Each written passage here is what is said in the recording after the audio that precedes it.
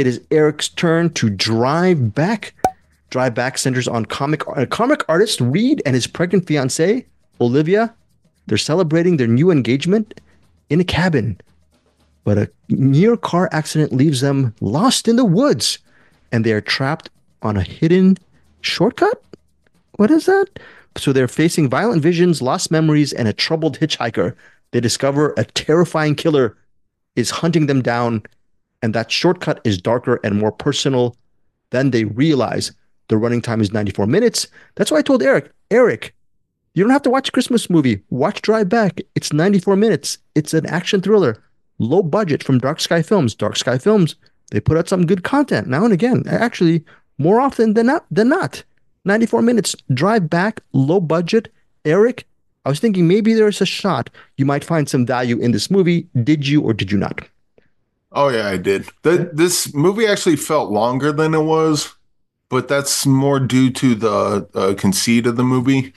So they're on this short, they stop by this gas station to get directions because they get turned around. The way they get turned around is kind of weird and doesn't make sense. Probably made sense on the page, but like watching it and it's like, dude, like how do you not know which way you're going? But anyway, they end up at this like old like gas station, rest stop, whatever. The guy behind the counter is either dead or asleep. It's unclear. And then this old lady comes out and it's like, that's my husband. And she's clearly crazy and continues to talk to her air quotes sleeping husband. But anyway, she's giving them directions and then she's like, well, maybe you take the shortcut. So they decided to take the shortcut. It's like only the locals know about that, even though there's a sign on the street that shows where the shortcut is. It just says shortcut. But anyway, so they go down the shortcut and then a husband and wife are talking. Wife's like, oh no, watch out, and slams on the brakes. And there's like a front end of a car, like a bumper of a car just sitting in the middle of the street. So they move that out of the way and they keep driving and driving. And eventually they almost hit that same bumper, even though he just moved it out of the way. The same car bumper is still sitting in the middle of the street, exactly where it was. Oh, that's interesting. And Creepy. so you start to find out that this road that they're on is kind of like this weird sort of time loop, kind of alternate dimension sort of thing. It becomes like a psychological thriller. Also, you're trying to figure out like how the rules of this area that they're in work. As it goes, they start seeing different people in this area and then their relationship to either the town or the people themselves in the car. And Eric, you're mentioning time loop. To me, time loop movies, I'm trying to think of time loop. That conceit can either be absolutely annoying because of the conceit, or it could completely work. I don't know. So when I hear time loop, it could be monotonous and repetitive, that kind of thing. Maybe time loop's not the best way to describe this, but this one's, we just talked about Valerian. There's that scene where they're in the desert, but it's also a bazaar. And so like it kind of goes That's the best back part and of the forth. movie. That's the best part. But Yeah. I'll give you $10 if you can describe that scene to someone and make them understand what it is they're about to see. It's almost impossible. You just have to watch it and then, okay, I get it. But then you go back and try to describe it to someone and you sound like a crazy person. That's kind of what's going on here. Like when you watch it, it makes sense. But to describe it's kind of tricky. So I just say time loop, air quotes, but it's not exactly what it is. But when you watch it, you'll be like, oh, okay, I see what he was talking about. But anyway, I think this leans more on psychological thriller than it does horror. But there are certainly some horror elements to it. The ending kind of confused me a little bit, but it's like one of those endings where like I didn't get it, but I think if I watched the movie again, knowing where it ended up, things might, the pieces might start falling together a little more. Were you cheated because you didn't understand the ending? No. Okay. No, it felt like a me thing more than a movie thing.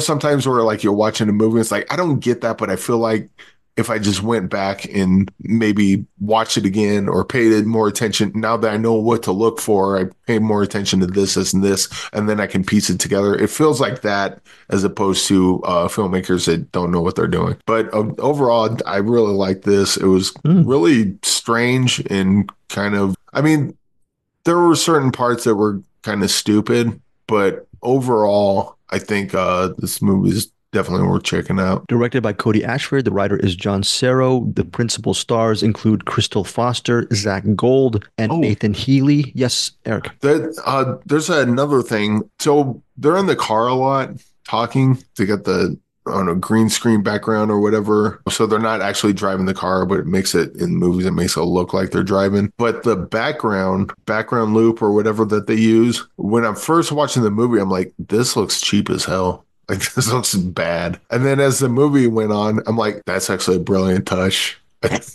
I don't know if they did that on purpose or if I'm reading more into it than I should, but it feels like it's got like little details like that to clue you in on what you're about to see. But it like at first it comes off as like a filmmaking mistake or them cheaping out on like certain effects. But then once you get into what Grows the on movie you? it is, once you get into what the movie it is, I'm like, oh, maybe that's not a cheap effect. Maybe that's intentional. Maybe they did that to clue Mm. us in on what's going on.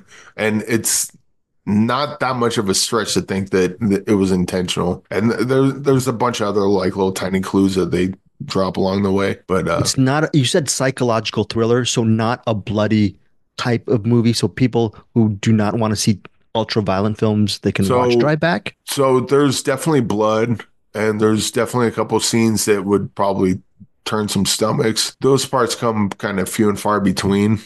A lot of it is the husband and the wife kind of slowly going crazy, or they think they're going crazy, and they just trying to tap into the world that they're in and try to Mm. understand it. But then a bunch of other stuff happens that just kind of mess them up even more. Do they get as insane as me, you, and Bruce at the end of a cinematics week when you have to watch so many freaking movies, Eric? Do they get to that level of insanity? Almost. They almost did. Okay. Well, 94 minutes, it felt longer, meaning the movie felt dense to you. Like good in a Yeah, good way. it wasn't like, oh God, when's this movie going to end? It just felt longer just because of the conceit of the movie.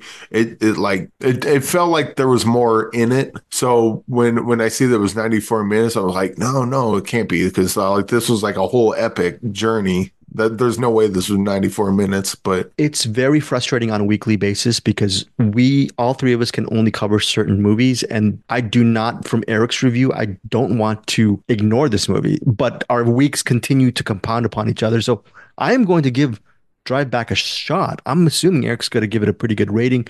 Final thought, Eric, on Drive Back and rating for this film.